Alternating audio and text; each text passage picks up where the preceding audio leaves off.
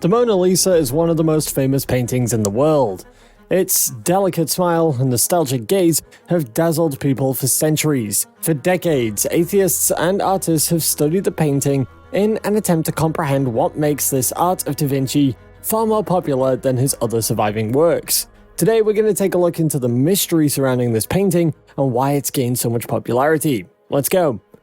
On August 21st, 1911, as morning broke over Paris, Perugia Vincenzo took a drawing off the wall and descended the Louvre's rear staircase whilst wearing a disguise. He ran into two different issues. Footsteps were coming his way and the door was locked. He was just stepping away from freedom.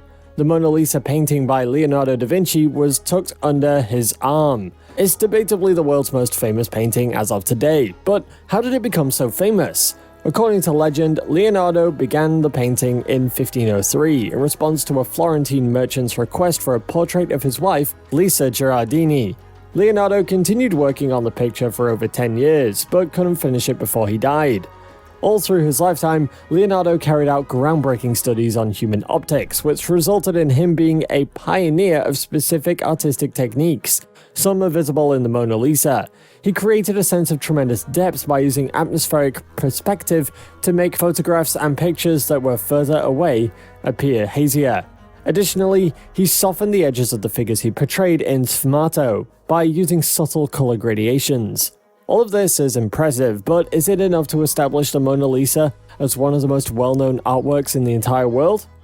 It is among many excellent Renaissance paintings that many academics believe to be this one. Indeed, many factors outside of the canvas contributed to the Mona Lisa's rise to fame around the world. King Francis, the first king of France, bought the painting and started displaying it after the death of Leonardo da Vinci. Then in 1550, the historian Gregorio Vasari from Italy wrote a well-known biography of Leonardo da Vinci and other Italian Renaissance artists. The book was widely translated and published, and it gushingly described the Mona Lisa as a mesmerizing imitation of life.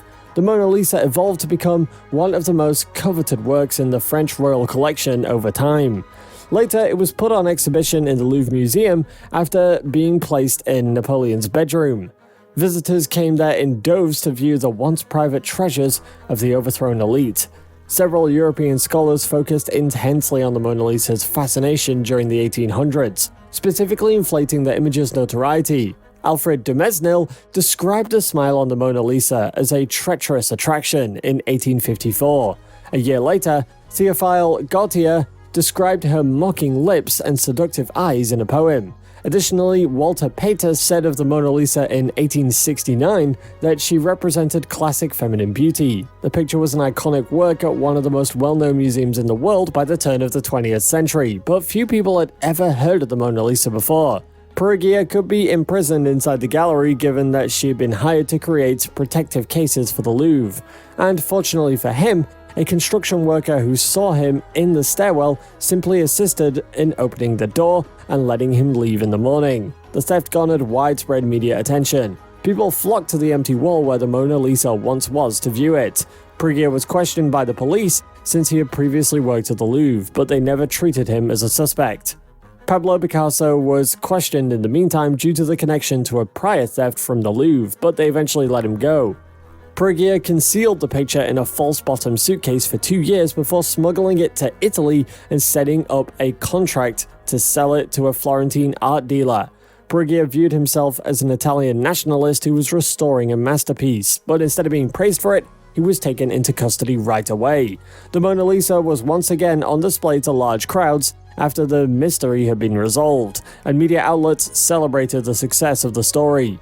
In the years that followed, conceptual artist Marcel Duchamp derided it, Nazi art thieves hunted it down, Nat King Cole sang about it, and visitors to museums attacked it with teacups, stones, paint, acid, and other objects. The Mona Lisa is housed in a bulletproof, earthquake-safe container more than 500 years after its creation, with long-gone eyebrows and eyelashes. Its significance today may be less as a model of Renaissance portrait and more of an illustration of how we cultivate and preserve notoriety.